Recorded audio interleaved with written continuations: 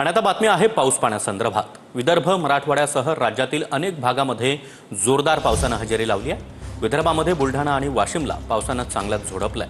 मराठवाड्यामध्ये जालना, बीड, हिंगोलीत देखील दमदार पाऊस झाला।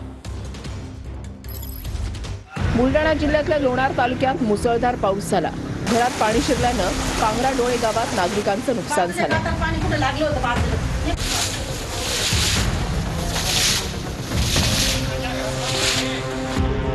वाशिमच्या रिसोड तालुक्यात जोरदार पाऊस झाला, त्यामुळे नदीकाठच्या शेतात पुराचं पाणी शिरलं।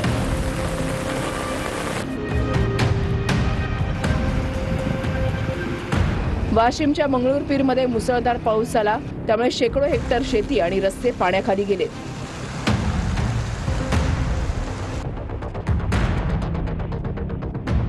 जालन्याच्या अंगलगाव, शेलगाव आणि आसपासच्या परिसरात ढगफुटी सदृश्य पाऊस झालाय।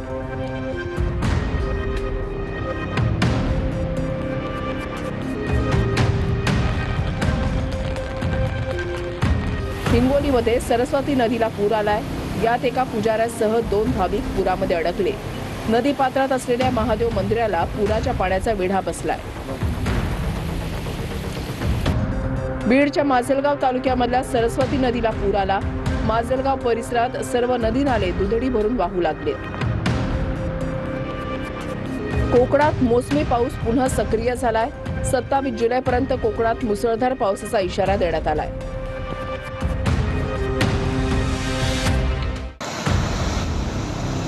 अकोला जिल्ह्यातल्या बाळापूर तालुक्यातील पारस परिसरात ढगफुटी सदृश्य पाऊस झाला।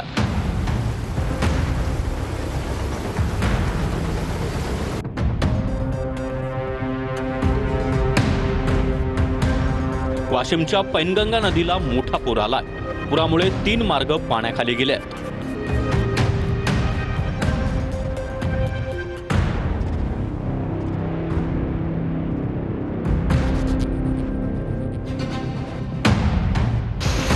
माजलगाव, पाटोदा, गेवराई, अंबाजोगाई आणि परळीसह अनेक भागात पाऊस झाला।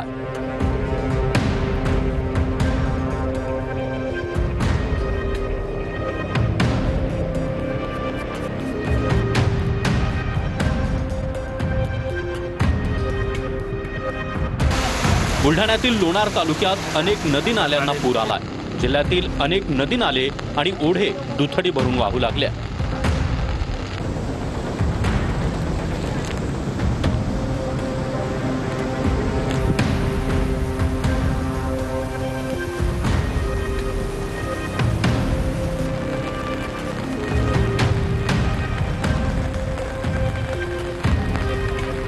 हवामान खात्याने दिलेल्या इशाऱ्यानंतर मुंबईत देखील जोरदार पावसाने हजेरी लावली आहे।